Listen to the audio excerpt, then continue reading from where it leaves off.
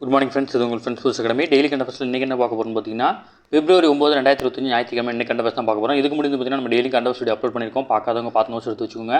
அது மட்டும் நம்மளோட சேனல் சப்ஸ்கிரைப் பண்ணுங்கள், சப்போர்ட் பண்ணுங்கள். முடிஞ்சளவு உங்கள் ஃப்ரெண்ட்ஸ்லாம் ஷேர் பண்ணுங்கள். நம்மளோட ஃப்ரெண்ட்ஸ் புல்ஸ் அகாடமி அப்படின்ற டெலிகிராம் சேனல் வந்து ஜாயின் பண்ணிக்கோங்க.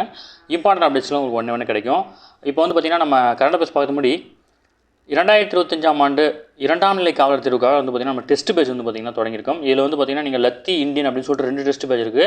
இதில் லத்தி டெஸ்ட் பேஜில் மொத்தம் 45க்கும் மேற்பட்ட தேர்வுகளும் 4500க்கும் மேற்பட்ட வினாக்களும் இதில் வந்து பார்த்திங்கன்னா உங்களுக்கு கிடைக்கும். இதற்கான முதல் தேர்வு என்றைக்கு தொடங்குது அப்படின்னு வந்து பார்த்திங்கன்னா March 1ஆம் தேதியிலேருந்து தான் ஸ்டார்ட் ஆகுது.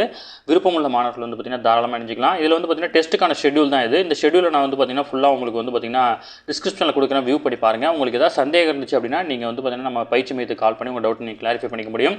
இந்த ஷெட்யூல் வந்து பார்த்திங்கன்னா டெஸ்ட் 1லேருந்து 2 எப்படி ஜாயின் பண்ணணும் எல்லா டீட்டெயிலுமே இதில் இருக்கும். அதனால் வந்து பார்த்திங்கன்னா இந்த ஷெட்யூலை வந்து படித்து பாருங்கள். அதுக்கப்புறம் வந்து பார்த்திங்கன்னா நீங்கள் தாராளமாக ஜாயின் பண்ணிக்கலாம். ஓகேங்களா? அடுத்த வந்து பார்த்திங்கன்னா இந்தியன் டெஸ்ட் பேஜ். இதில் மொத்தம் உங்களுக்கு 60க்கும் மேற்பட்ட தேர்வுகளும் 6000க்கும் மேற்பட்ட வினாக்களும் கிடைக்கும். இதற்கான அட்மிஷனும் நடந்துட்டு இருக்கு. இது வந்து பார்த்திங்கன்னா தேர்வு வந்து பார்த்திங்கன்னா February 25ஆம் தேதியிலேருந்து பார்த்திங்கன்னா ஸ்டார்ட் ஆகுது. இதற்கான ஷெட்யூல் வந்து டிஸ்கிரிப்ஷனில் கொடுக்குறேன், வியூ பண்ணி பாருங்கள். இதில் வந்து பார்த்திங்கன்னா உங்களுக்கு ஷெட்யூல் ஏதாவது டவுட் இருந்துச்சு, இல்லை எக்ஸாம் சம்மந்தமாக ஏதாவது டவுட் இருந்துச்சு அப்படின்னா ஸ்க்ரீனில் தர இந்த நம்பருக்கு நீங்கள் கால் பண்ணி உங்கள் டவுட் நீங்கள் கிளாரிஃபை பண்ணிக்க முடியும். இந்த ஷெட்யூல் வந்து பார்த்திங்கன்னா நிறைய ரிவிஷன் டெஸ்ட்லாம் இருக்கும். நீங்கள் ஒன்றா படித்து பாருங்கள், அப்போ தான் உங்களுக்கு புரியும். ஜஸ்ட் மேலோட்டமாக பார்த்தா ஜஸ்ட் ஒரு 60 டெஸ்ட் தான் இருக்கும். பட் நீங்கள் ஃபுல்லாக அந்த ஷெட்யூலை படித்தா தான் என்னென்னலாம் ரிவிஷன் உங்களுக்கு கொடுக்குறோம் அப்படின்றது உங்களுக்கு தெரியும். சரிங்களா? அடுத்ததாக வந்து பார்த்திங்கன்னா நமது பயிற்சி மையம் சார்பில் வந்து பார்த்திங்கன்னா வருகிற 20/2/2025 February 20ஆம் தேதி வந்து பார்த்திங்கன்னா சார்பு ஆய்வாளர் தேர்வுக்கான முழு மாதிரி தேர்வு வந்து பார்த்திங்கன்னா நடத்த இருக்கிறோம். இது வந்து இலவச முழு மாதிரி தேர்வு தான். இந்த தேர்வில் நீங்கள் கலந்துக்கணும் அப்படின்னா டிஸ்கிரிப்ஷனில் இருக்க நம்ம வாட்ஸ்அப் லிங்க்கில் வந்து பார்த்திங்கன்னா ஜாயின் ஆகிக்கோங்க. அதில் வந்து பார்த்திங்கன்னா டெஸ்ட் நடக்கும். சரிங்களா? நீங்கள் தாராளமாக அந்த டெஸ்ட் நீங்கள் ஃப்ரீயாக எழுத முடியும். சரிங்களா? ஓகே ஃப்ரெண்ட்ஸ், வாங்க நம்ம கரண்ட் அஃபேர்ஸ் பார்த்துடலாம். தில்லியில் சட்டப்பேரவை தேர்தல் நடந்துச்சுன்னு தெரியும். தில்லி சட்டப்பேரவை தேர்தலில் வந்து பார்த்திங்கன்னா ஆம் ஆத்மி கட்சியை வீழ்த்தி வந்து பார்த்திங்கன்னா 27 ஆண்டுகளுக்கு பிறகு வந்து பார்த்திங்கன்னா அங்கே பாஜக வந்து கைப்பற்றாங்க. மொத்தம் 70 தொகுதிகளில் வந்து பார்த்திங்கன்னா பாஜக கூட்டணி வந்து பார்த்திங்கன்னா 48 இடங்களிலும் ஆம் ஆத்மி கட்சி வந்து பார்த்திங்கன்னா 22 இடங்களிலும் வந்து பார்த்திங்கன்னா வெற்றி பெற்றிருக்காங்க. அங்கே வந்து பார்த்திங்கன்னா போட்டியிட்ட காங்கிரஸ் வந்து பார்த்திங்கன்னா ஒரு இடத்துலையும் வந்து பார்த்திங்கன்னா ஜெயிக்கல. சரிங்களா? அடுத்த வந்து பார்த்திங்கன்னா ஈரோடு கிழக்கு இடைத்தேர்தல் வந்து பார்த்திங்கன்னா ஈரோடு கிழக்கு சட்டப்பேரவை தொகுதி இடைத்தேர்தலில் திமுக வேட்பாளர் வி.சி. சந்திரகுமார் வந்து பார்த்திங்கன்னா 91,558 வாக்குகள் வித்தியாசத்தில் வந்து பார்த்திங்கன்னா வெற்றி பெற்றிருக்கிறார். ஓகேங்களா? இதில் வந்து பார்த்திங்கன்னா மற்ற எந்த கட்சியுமே வந்து பார்த்திங்கன்னா தங்களுடைய வைப்பு நிதியை கூட வந்து பார்த்திங்கன்னா திருப்பி வர முடியல. இது வந்து பார்த்திங்கன்னா நம்ம ஆல்ரெடி நிறைய டைம் பார்த்துருக்கோம். பட் இருந்தாலும் சொல்கிறேன், அதாவது பதிவான வாக்குகளில் 1/6 பங்கு வாக்குகளை பெற்றிருந்தால் தான் வந்து பார்த்திங்கன்னா அவங்களுடைய வைப்பு நிதி வந்து பார்த்திங்கன்னா திரும்ப அளிக்கப்படும். அப்படி இல்லை அப்படின்னா அவங்களுக்கு வந்து பார்த்திங்கன்னா அந்த வைப்பு நிதி வந்து பார்த்திங்கன்னா திரும்ப அளிக்கப்படாது. சரிங்களா? இந்த ஈரோடு இடைத்தேர்தல் இருக்குங்களா, இதில் பெற்ற வாக்குகள் தான் வந்து பார்த்திங்கன்னா இதுவரைக்கும் நடந்த மொத்த தேர்தலையும் வந்து பார்த்திங்கன்னா வாக்கு எண்ணிக்கையில் இதுதான் வந்து பார்த்திங்கன்னா அதிகபட்சமாக ரொம்ப அதிகம் அப்படின்னு சொல்கிறாங்க. ஓகேங்களா? அடுத்த வந்து பார்த்திங்கன்னா நம்ம ஏற்கனவே நேற்றே பார்த்தோம், மத்திய அரசின் மை பாரத் 16வது பழங்குடியின இளைஞர்கள் பரிமாற்ற நிகழ்ச்சி வந்து பார்த்திங்கன்னா தொடக்க விழா நடந்திருக்கு. நம்ம நேற்றே பார்த்தோம் இது மாதிரி நடக்குதுன்னு சொல்லிட்டு. இப்போ நடக்கிறது வந்து பார்த்திங்கன்னா 16வது பழங்குடியின இளைஞர் பரிமாற்ற நிகழ்ச்சி. ஓகேங்களா? அடுத்து உயர்கல்வி மாணவ சேர்க்கைகளுடைய அதிகரிப்புக்கு காரணமாக வந்து பார்த்திங்கன்னா புதுமை பெண் தமிழ் புதவன் திட்டங்களை வந்து பார்த்திங்கன்னா தெரிவிக்கிறாங்க. இதில் வந்து பார்த்திங்கன்னா மாணவிகளுக்கு வந்து பார்த்திங்கன்னா மாதந்தோறும் ரூபாய் 1000 வழங்குற திட்டம் தான் வந்து பார்த்திங்கன்னா இந்த புதுமை பெண் மற்றும் தமிழ் புதவன் திட்டம். இந்த திட்டத்தை பற்றி கேட்டாங்கன்னா நீங்கள் பதில் சொல்ல தரையாக இருக்கணும். புதுமை பெண் அப்படின்றது பெண்களுக்கு மாதம் வந்து பார்த்திங்கன்னா கல்லூரி படிக்கக்கூடிய பெண்களுக்கு மாதம் 1000 ரூபாய் வழங்குற திட்டம். தமிழ் புதவன் திட்டம் வந்து பார்த்திங்கன்னா மாணவர்களுக்கு ரூபாய் 1000 ரூபாய் வழங்குற திட்டம். ஓகேங்களா? அது மட்டும் இல்லாமல் வந்து பார்த்திங்கன்னா அமைச்சர் மா சுப்பிரமணியன் ஒரு முக்கியமான விஷயம் தெரிவிச்சிருக்காரு. இது வந்து பார்த்திங்கன்னா இப்போ ரீசெண்டாக வந்து பார்த்திங்கன்னா இதெல்லாம் முக்கியமான கொஸ்டினாக கேட்குறாங்க. சுருள் பாசி வந்து பார்த்திங்கன்னா இப்போ உண்ணத்தகுந்த உணவாக இருக்குது. இது உலக சுகாதார நிறுவனம் வந்து பார்த்திங்கன்னா இதை அங்கீகரிச்சிருக்காங்க. அது மட்டும் இல்லாமல் இதை வந்து எக்ஸ்போர்ட் பண்ணுறாங்க, இம்போர்ட் பண்ணுறாங்க. காய்கறி, பழங்கள், இறைச்சி இவைகளை காட்டிலும் வந்து பார்த்திங்கன்னா இந்த சுருள் பாசியில் வந்து பார்த்திங்கன்னா புரதச்சத்து அதிகமாக இருக்கிறதா வந்து பார்த்திங்கன்னா பல்வேறு மருத்துவ ஆய்வுகள் வந்து பார்த்திங்கன்னா தெரிவிக்கிறாங்க. ஓகேங்களா? இதை பற்றி தெரிஞ்சுக்கோங்க. சரிங்களா? அடுத்து வந்து பார்த்திங்கன்னா நேற்று குரூப் 2 மெயின்ஸ் நடந்திருக்கு. இதில் மொத்தம் வந்து பார்த்திங்கன்னா 20,469 பேர் எழுதியிருக்காங்க. இதில் வந்து மொத்தம் வந்து பார்த்திங்கன்னா 21,563 பேர் வந்து பார்த்திங்கன்னா அனுமதிக்கப்பட்டிருந்தாங்க. ஆனால் தேர்வு எழுதினவங்க வந்து பார்த்திங்கன்னா 20,469 பேர் தான் தேர்வு எழுதியிருக்காங்க. சரிங்களா? அடுத்தது தனியார் வணிக வாகனங்கள் மின் வாகனங்களுக்கான சார்ஜிங் வசதி நிறுவுவது கட்டாயம் அப்படின்னு சொல்லிட்டு வந்து மத்திய அரசு தெரிவிச்சிருக்காங்க. இதில் வந்து பார்த்திங்கன்னா மின்சார வாகனங்களுக்கு தேவையான வந்து பார்த்தீங்கன்னா உற்பத்தி செய்கிறதுக்காக வந்து பார்த்தீங்கன்னா உறுதிப்படுத்தும் நோக்கத்தில் வந்து பார்த்தீங்கன்னா 18,100 கோடி ரூபாய் வந்து பார்த்தீங்கன்னா மத்திய அரசு வந்து பார்த்தீங்கன்னா ஒதுக்கியிருக்காங்க.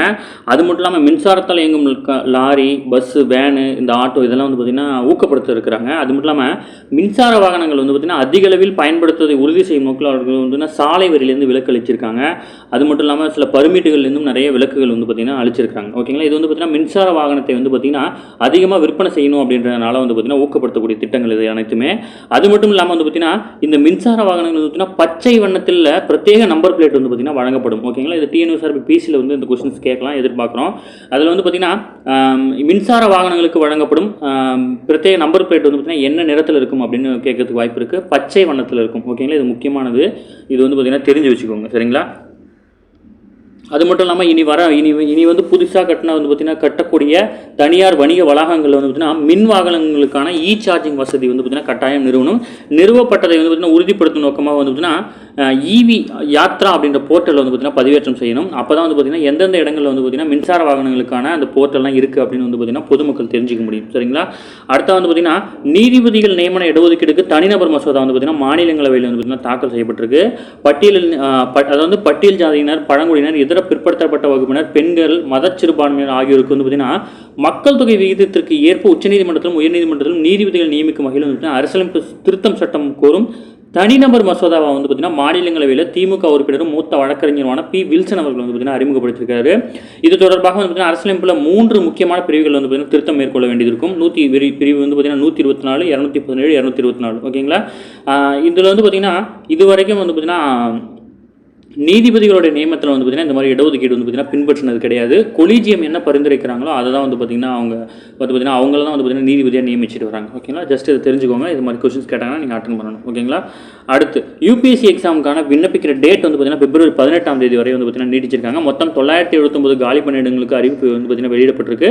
மே 25ஆம் தேதி வந்து பார்த்திங்கன்னா தேர்வு வந்து பார்த்திங்கன்னா நடக்கிறது. ஓகேங்களா, இதுக்கான டேட் எக்ஸ்டெண்ட் பண்ணி கொடுத்தாங்க. இதில் வந்து யூபிஎஸ்சி ஆன்லைன் gov.in அப்படின்ற இணையதளத்தில் போய் நீங்கள் அப்ளை பண்ண முடியும். சரிங்களா, அடுத்து கடற்படைக்கு ரூபாய் 624 கோடி மதிப்பிலான EON அப்படின்ற அமைப்புகளை வந்து பார்த்தீங்கன்னா 51 அமைப்புகளை வந்து பார்த்தீங்கன்னா கொள்முதல் செய்ய பாரத் எலக்ட்ரானிக் நிறுவனத்துடன் வந்து பார்த்தீங்கன்னா பாதுகாப்பு அமைச்சகம் வந்து பார்த்தீங்கன்னா ஒப்புதல் பண்ணியிருக்காங்க.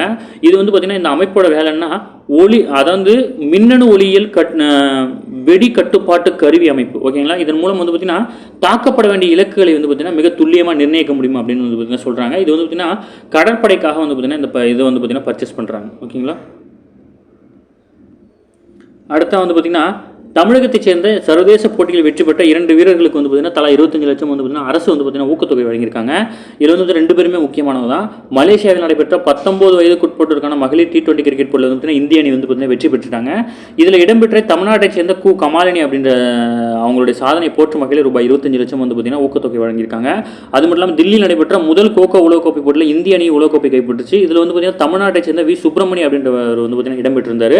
அவருக்கும் ரூபாய் 25 லட்சம் வந்து பார்த்தீங்கன்னா ஊக்கத்தொகை வந்து பார்த்தீங்கன்னா வழங்கியிருக்காங்க. 2 பேருமே முக்கியம். அது மட்டும் இல்லாமல் முதல் கோகோ உலகக்கோப்பை வந்து பார்த்தீங்கன்னா டெல்லியில் நடைபெற்றிருக்கு. இது முக்கியமானது.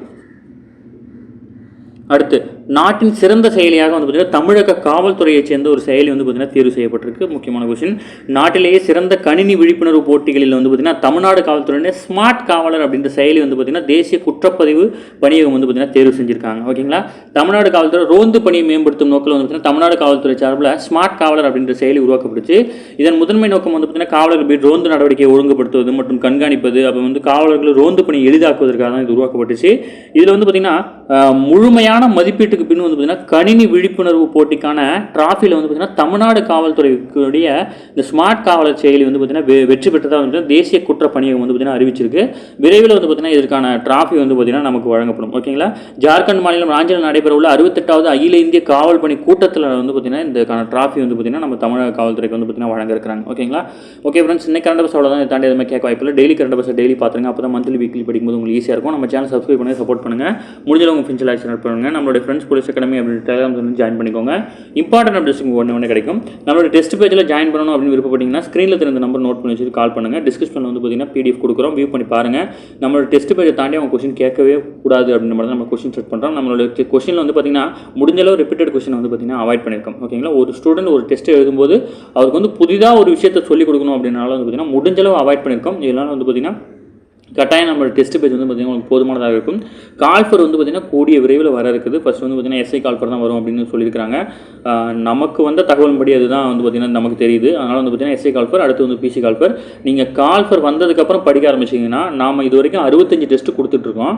இந்த 65 டெஸ்ட்டுக்கு வந்து பார்த்திங்கன்னா நீங்கள் 2 நாள் அப்படின்னு டைம் எடுத்துக்கிட்டாலே வந்து பார்த்திங்கன்னா அது 120 நாளைக்கு மேலே ஆகிடும். சரிங்களா? ஆனால் நம்ம வந்து கால்ஃபர் விட்டதுலேருந்து 90 நாளில் எக்ஸாம் நடக்கும். அதனால் வந்து பார்த்திங்கன்னா தயவு செஞ்சு இப்போயே தயாராகுங்க. யாரும் வந்து கால்ஃபர் வந்ததுக்கப்புறம் படிச்சிக்கலாம் அப்படின்னு நினைக்காதீங்க. இப்போ ஸ்டார்ட் பண்ணுங்கள். நம்ம கால்ஃபர் லேட் ஆனால் கூட நம்ம ஃபுல் டெஸ்ட் வச்சு பார்த்திங்கன்னா அந்த உங்களுக்கு வந்து பார்த்திங்கன்னா அது ரிவிஷன்ஸ் வந்து பார்த்திங்கன்னா நம்ம மேனேஜ் பண்ணிக்க முடியும். ஓகேங்களா? ஓகே ஃப்ரெண்ட்ஸ், வேறு ஏதாவது டவுட் இருந்துச்சுன்னா நம்ம ஸ்க்ரீனில் தெரிந்த நம்பருக்கு கால் பண்ணுங்கள். Thank you friends.